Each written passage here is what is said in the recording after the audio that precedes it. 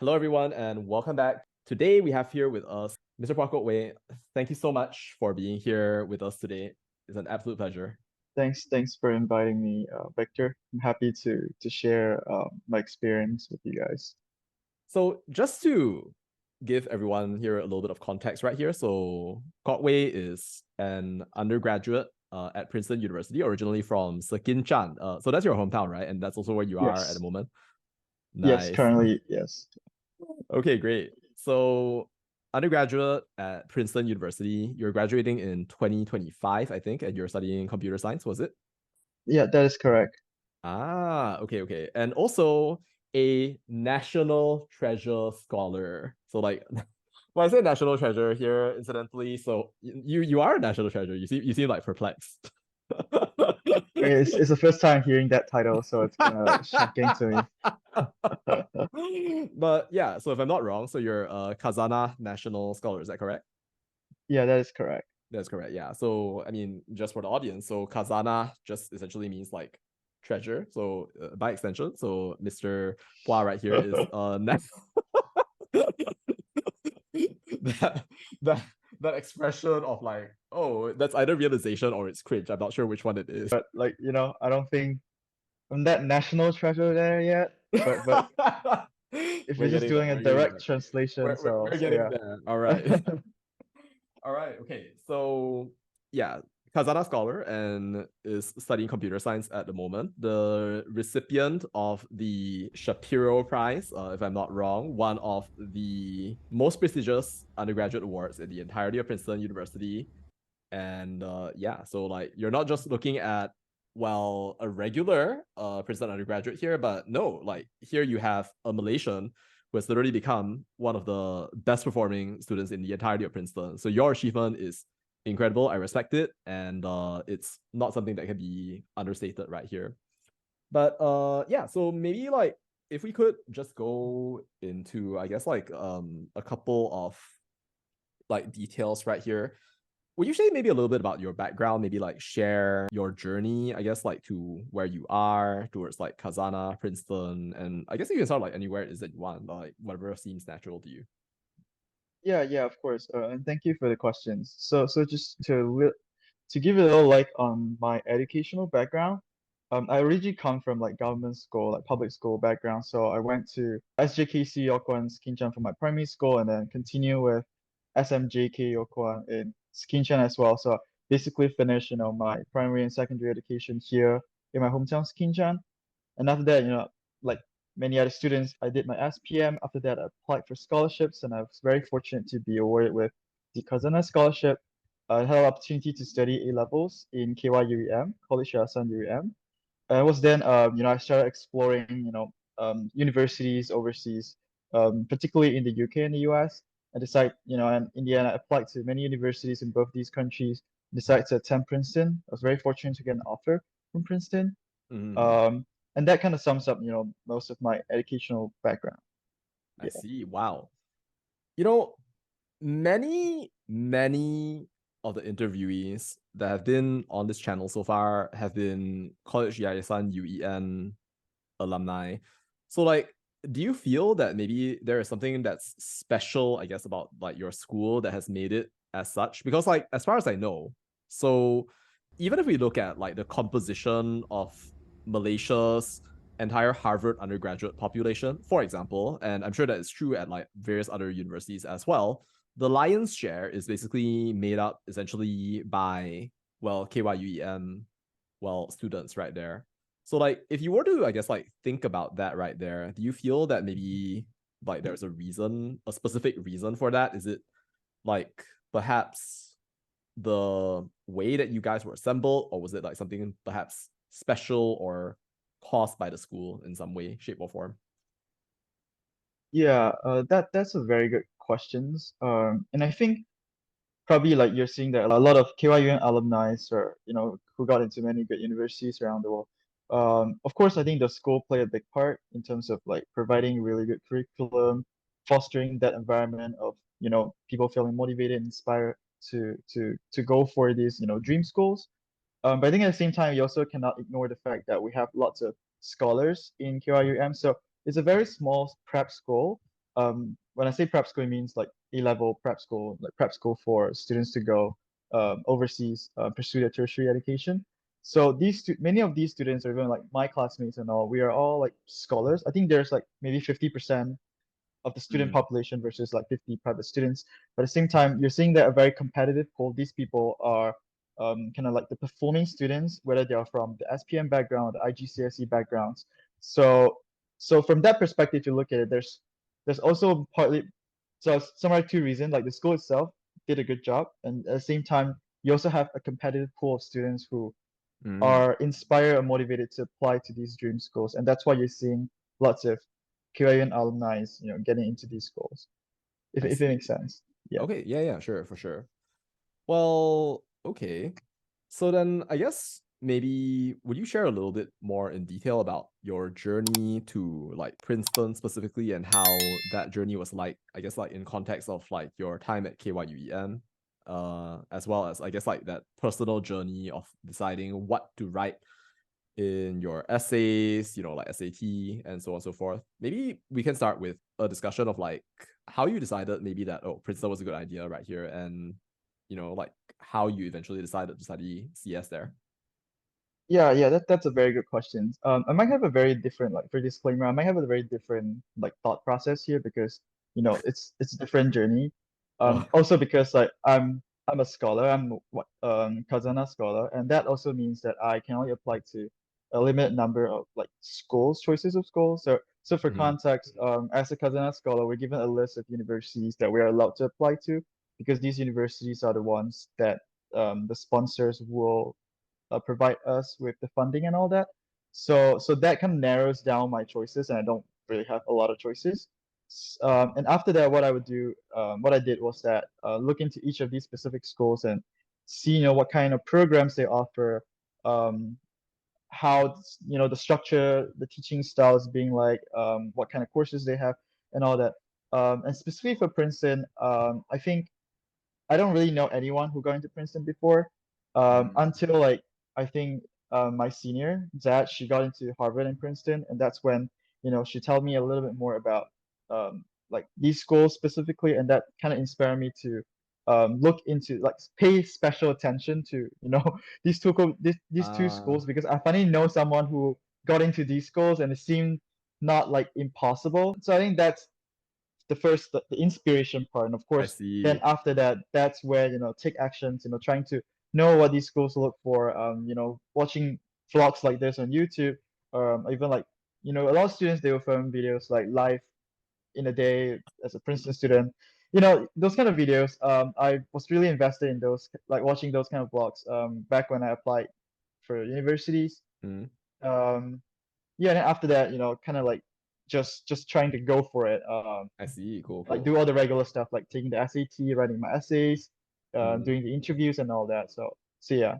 I see. Cool. By the way, I am interviewing Zat in a couple of weeks, so like that's this gonna Oh, be interesting right here. yeah, it would be so interesting. Inspiration. Yeah, she's such an inspiration. So Yeah, yeah. yeah.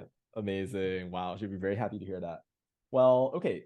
So I guess maybe can you share about like your journey, I guess, with like the SAT? Like you took the SAT, right? Although I guess like when you applied to Princeton, was it actually during the time when I guess universities were already going like test optional at that point?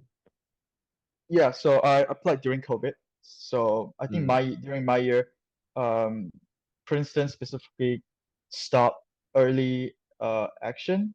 I think it's stopped the early action cycle. And then they make and also many other schools, they make SAT an optional, like test optional. So but I I still see. took the SAT. I Uh, see. Well, I guess like what was your reasoning at the time for like taking the SAT? And I guess like how did you do in the end? yeah, I think for me it's just that I had an opportunity to do it and I already Mm. prepared for it. Even though there's very Ah, limited like mm, tests being offered because it was during COVID. But I already prepared for it and I just thought, even though it's test optional, I really prepared for it. Like, why not if I just do it? And a good thing I was thinking back then was that if I did well, then I'll just submit my scores. Even if I don't do so well, then I mm, can just choose not to. So there's no harm for me doing it. I see. Um, back then. So that was kind of like the reasoning. I see. Mm, And I think I did pretty well. My scores in the mid 1500. So Mhm. that was pretty good, and I decided to submit my score in the end to I Princeton. Yeah. see. Okay, cool. And then also, I guess like you do have like a set of essays that you essentially have to write for the purpose of applying to Princeton, right? Yeah. You remember, I guess, which one was your favorite essay? Oh, I think yeah, it's tough because there's so many essays. I think I So wrote many like essays. 20 plus essays. Some Okay. getting recycled, but I think um I think one of my favorite essays is about like my personal journey growing up in Sekinchan, my hometown, and then Yeah, like helping out my parents with their farms and all that. And I think that itself, it's a very interesting story because I don't think many students have that experience, a farm. living. Okay, wow. So I think that, and from there I was looking into how I was also mentioning how I see technology as a tool to bring, efficiency and productivity to these kind of traditional agricultural industry, and how technology can actually help people make their life easier, make, a lot of these agricultural process more safe and all that. So that also allows me to convey my interest for like technology, which also helps me, as I'm applying for a computer science degree and all that. So my personal childhood upbringing, plus Mm, a little bit of my interest towards technology and all that. So that I see. combines pretty well. And I think that was kind of like one of my favorite essays. I see. Wow. Okay. So like the combination of like the question of like automation, computer science, technology with like, for example, improving, I guess, stuff like agricultural yields or like efficiency, stuff of that nature right there. I mean, I do know Yeah. that like Khazanah research does publish like a lot of like research about rice and food sustainability and stuff of that nature, right? Yes, yes, yes. Ah, I see. Cool, cool, cool. Well, okay. I mean, just like out of curiosity, I guess, do you already see some ways in which like your studies might eventually play into, I guess, like that consideration in the future? Um, yeah, specifically, I haven't really like explored that area yet, but of course, we're knowing that a lot of things, can be done with technology, especially now with all the buzzword coming out, like, generative AI, the new Mm. age of It, AI I and see. all that. Imagine generating a carrot and then basically eating the carrot. Yeah, that would be it would be witchcraft, but it would be very interesting to see. Um, yeah, there's a lot of potential, how technology improves life. Okay, So okay. yeah. Huh. All right. Well, okay.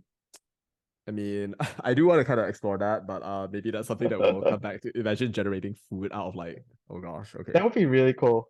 Right, like generating food like just out of like nowhere, like I don't know, like given a vat of nutrients kind of thing, and then like you just generate an entire, I guess, like universe like full of like vegetables right here. Or I don't Wow. know. Well, like Sounds if like you magic. sounds like yeah, it sounds like magic. I mean, like have you watched The Matrix before? Yeah, I did. Oh, you did watch The Matrix. Okay. Yeah. So like the whole idea of like how would you, I guess, like cater to humans in the event, in the horrible event that like essentially all the environment was essentially destroyed right here and you could basically grow nothing, give people the minimum amount of nutrition, and then essentially hook them up to like VR headsets and then like use generative AI to basically simulate the feeling of motion and like various other things of that nature right there while projecting an entire universe onto them that allows them to. Okay, I think I'm saying too much here. But I mean, like, it's interesting to think about. Yeah, that sounds like the Matrix, yes. Sounds like the Matrix. Okay. All right then. Well, okay. I guess like, can you share a little bit about your experience at Princeton so far in terms of like, I don't know, like, well, yeah, maybe you can just like start with like anything that seems like most natural to you. Yeah, that's a very good question. So I think first, the biggest culture shock would be the way teaching is being done. I think that's kind of like how most people feel when they go overseas to study.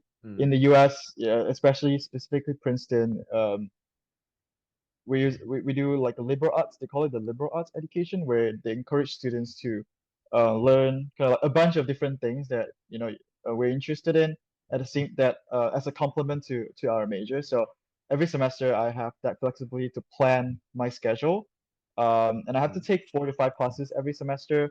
I usually take 2 to 3, my computer science classes, and then I'll complement 2 other classes that I find interesting. Like for example, took an archaeology class before. I took a sociology class before.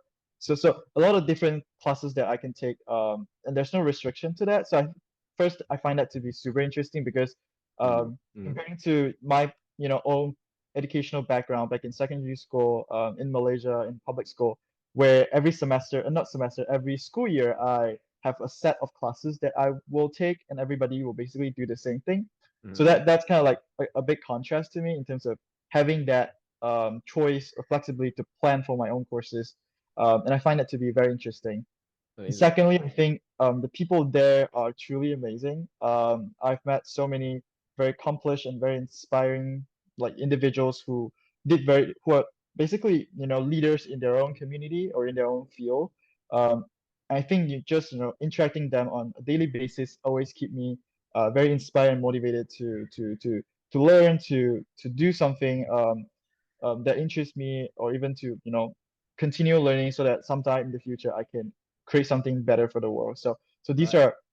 are these are how I feel like being in that environment. I think as a whole just makes me feel very very grateful to be there. At the same time, also very inspired all the time. Yeah. And it seems definitely that you've thrived in that environment. Of course, like academically, like you've definitely thrived with the Shapiro Prize and various other things of that nature right there.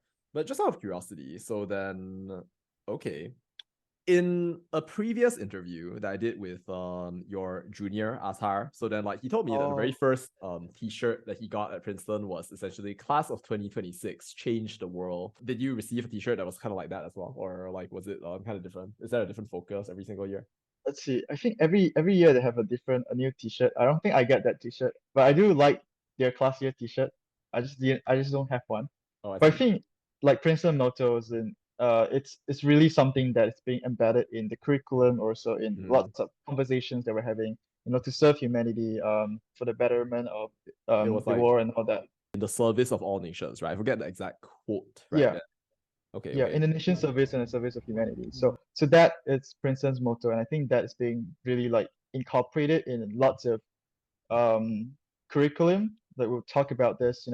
For example, in lecture, if we learn about, like, for example, in computer science, we're learning, like, let's say, machine learning, and we'll have highlights on what, our past, for instance, alums who have done in that field to for the betterment of humanity and all that. And then, the professor always lead on with another questions of what can you do about it in the future. So that kind of um, things that being like incorporated in the curriculum, but at the same time also normal conversations that I have with my friends. Sometimes we talk about different issues around the world and how we as people who are more fortunate and privileged to receive those kind of like a Princeton education could do something about it. I see. So Okay. I think that's something that's really cool about Princeton. Amazing. Okay. Well, so as you think about like the whole being in the service of all nations and the service of humanity thing right here, so like I guess like do you have a sense of like how essentially your own personal vision is being developed at the moment? Like as you kind of like go through your education, as you get exposed to more influences right there, I guess like what direction do you feel that your thoughts are taking you in right here? Um, I guess corresponds to your vision of how you like to contribute to the world, legacy, maybe you could say it. Well, that legacy is a big word, I think. But I That's think, exactly what Asama said. oh really? Oh, I don't know, but okay. I Okay. did not expect that. But yeah, I think I'm always thinking all these kind of things, and a different stage of let's say my Princeton journey or whatever. Like I give very different answers. It's always a Give me a changing timeline if process. you can. Yeah, I don't really have a timeline, but I think as of now, what I'm seeing is that there's a lot of need to focus on the environment. I think, Uh, um, especially like global warming, climate change, deforestations, and all that. yeah. I don't know what personally, like specifically, what I can do to help with these causes, but I think if I were to pick a cause and do something about it, or to something that I'm interested in, it would be fighting for the environment and all that. Mm, I think that that's something that I'm seeing right now, whether through I see. technology like green technology and all that, or um, doing other kind of stuff. I think, yeah. What are your thoughts on like say having a planetary environmental management system? How does that, sorry, how does that work?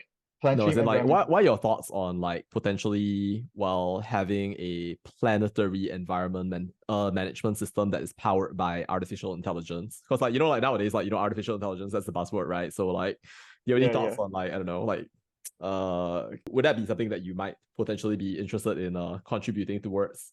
Oh, I think that's a good idea, but I'm just also thinking of the feasibility of having a planetary environmental management system because, it will involve a lot of things like politics will be a big problem to Oh yeah, make it yeah. work. So just thinking feasibility of that. But I think like even though we're not looking at a planetary scale, but if we're looking at a regional scale, what Malaysia can do to preserve, we have so many like natural and old these forests and all that. What can we do about this forest and all that? On the regional scale, or even on the Southeast Asia, regional scale, to see what these countries can come together to, support the cause of environmental climate change and all that. So I think Mm, this would be something I think that's more feasible compared to like a planetary one. It's definitely mm, something that can work out I see. maybe in the future, or when Maybe in there's the like future. a doomsday disaster that's gonna destroy the whole mankind. And Yeah. then that's when human will get united to, yeah, I'm just thinking from like a I physical, like see. feasibility I standpoint see. of a Yeah. planetary system, if it makes I sense. see. I Yeah. guess like that was just like something that I immediately thought of because like like computer science, like super intelligent AI kind of some of that nature. But okay, back to what you observed. I think that that's completely valid. That we definitely can have regional solutions to, I guess, well, environmental problems and stuff of that nature. Truly a pressing problem. Sarah also mentioned climate change. She mentioned global boiling, but I think that you went a little bit beyond that. So I guess, well, moving beyond, I guess, like regional level, right? Like, do you see, I Yeah. guess, maybe and like narrowing into, I guess, like Malaysia as a whole, which is where you had initially come from. So do you have any thoughts on how, I guess, like you want to like contribute towards Malaysia in like some specific ways? Yeah, that's a very good question. I think there are many different pathways that, we can do. Like one for sure, it's naturally thinking, would be going to technology and all that. But I think what Malaysian need, it's not necessarily, it's just my personal opinion. I don't think Malaysia really need a lot of technology right now because we're still in a stage where we need a lot of reforms, and that requires policy change and good Mm, governance and all that. So I think this is what Malaysia critically needs right now because always when it comes to environmental discussion, there's always a discussions about environmental impact versus the economic impacts um, of that nature. So for example, in Malaysia, we're looking at oil palm plantations. This is one of the topic that I study at Princeton wow. about Okay. Malaysia palm oil plantations. We've been criticized, the European Union ban, palm oil exports from Malaysia because apparently, it's being accused of the production process is destroying a lot of these natural like forests because they have to clear out forests to plant palm oil and all that. Mm-hmm. But at the same time, on the other side of the coin, we're seeing that a lot of people relies on oil palm plantations to survive, for their livelihood. So in terms of that, so this example let us see like there's always a dilemma between like environmental causes versus like economic impacts and all that, and that requires good policy. How do you bring these people first? How do you do sustainable farming, for example, and secondly, how do you um, uplift these communities like these farmers so that they can diversify kind of like their incomes and they don't solely rely on palm oil for their entire livelihood and all that, and that requires a lot of policy change reforms like collaboration between policymakers, technocrats, environmentalists, a lot of cross collaborations between different disciplines. And it's a very deep topic to further engage. But I think that's what Malaysia needs right now. We need to have good policy, good governance in place before we introduce all these technology and all that too. Of course, Right, technology right. can bring you further, but you need a good playground, like a good environment for that. Yeah, So exactly. so that's It's what I think. It's just my opinion. So I guess like just more generally, and as we come towards the close, I guess, of like this interview, well, do you I guess like have any advice for people who are applying to university at this stage in time, and I guess like if people want to really aim, I guess like for I guess like the stars right here or otherwise, then what would you advise that they maybe like think about or maybe do? Yeah, that's a very good question. And I think for me personally, I think my advantage is I spend a lot of time, like I always told this to other people when before I wrote my essays and all that, I spent a lot of time kind of like talking to myself, like trying to understand myself before I start writing something. So I spent a lot of process just sitting down, sitting like lying down on my bed and looking at the fan spinning. Just thinking what are something that's like special about me, or what like a lot of questions like what are my strengths, what are my weaknesses, what I enjoy doing, what I don't like, what kind of topic interests me, what kind of topic I don't, and all that. What people are meaningful to me and all that. So just like asking me a bunch of questions for me to understand myself before I actually started writing something. So I think that itself it's pretty important for me because when I write my essays, I knew exactly what I want to say, what matters to me, and I think that's what the admission officer really wants to see. And I think this is also something that our most like Malaysian, even me myself or like my Malaysian friends, growing up, we've been going through, let's say the same curriculum, the same syllabus, and school rarely emphasize, like personal, like Mm, understanding all that. We don't really do self-reflections or mm, even just do like surface level self-reflection. You don't okay. really understand yourself in depth. So I think Well, that's okay. that's what I'm Mm. coming at. In your view, why is that important? Well, having the ability to self-reflect, why is it something that is, I guess, like selected for by like university admissions officers? Yeah, I think for one, so everyone is special. I always believe that everyone is unique. But how do you find that unique part of yourself that is so unique that it kind of like make the admission officer be like, wow, this is interesting. I've never seen, a personality like this before, and all that. And that requires you to understand yourself first before you can bring that up to show it in Mm. your application materials. So that's like the most direct way to see, you know, of why I think this is important. Yeah. I see. Cool. Okay, so my last question for you is, I guess, do you have, I guess, like a personal wish or a hope for your life, either now or like perhaps like for the future at this point in time? Yes. I think as I more like go through my Princeton like journey more, as I talk to people and all that, at the same time also the education I receive, my mindset kind of changed a little bit. In the past, would be like, the definition of being successful is that, uh, you get good grades, and then let's say after you graduate, you get a good career, and then you get, a good family and all that, that's kind of like the societal definition of success. But after, having studied 2 years in Princeton, being, let's say, interacting in a very different culture and getting influenced by different value systems and all that, my definition of success changes. And I think one thing that I want, kind of like a wish for me in the future, is to be able to do the things that I enjoy. I don't know exactly what it is yet, but to be able to do the things I enjoy and to stay true to myself, it's easier said to be done, but I hope to keep this, Mm. um, to myself. And yeah, so yeah, that's kind of like my wish for myself. It's easier said than done. I Well, know for sure. I mean, in all fairness, though, like, you are a step ahead of most people because in order to stay true to yourself, first you must know yourself. So then, since you said Yes. that you wanted to stay true to yourself, well, it suggests that you already know yourself to some degree. So kudos for that, and Thank you. and thank you so much also for taking the time to share with us. It has been a true privilege. And is there anything that you, I guess, like in particular, want to share? I guess like with anyone out there, a message, perhaps, advice for the future generations to come right here. I don't know, like any thoughts?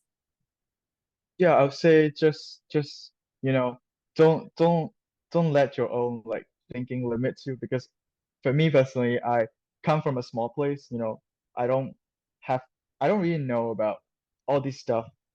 After, like, let's say I got the scholarships and all that, like, for example, like this Ivy League universities and all, like I never thought, like, if you ask me like maybe 5, 7, 6, 7 years ago, the secondary school me, like thinking of one day I can study at Princeton, I won't, believe it because I don't even know Princeton before, to be honest.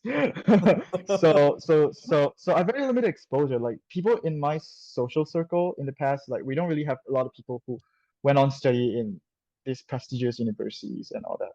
But I was very fortunate to have the opportunity to study in KYUEM, and that introduced me to, a bunch of many different people who are inspired to go for these dream universities, and that opens up, a whole new world of opportunities to me. And I think that itself, it's very motivating for me. And I think so my advice to many other viewers, should I say, out there, to not, to not be afraid, and don't let your own expectations limit you, because you can do so much more if you just go out there and go for it. And yeah, I think that's pretty much it. And no doubt, what you said right here will inspire many people out there. And thank you so much for taking the time for this Yeah, interview thanks for inviting me. Thank you so much. for our school.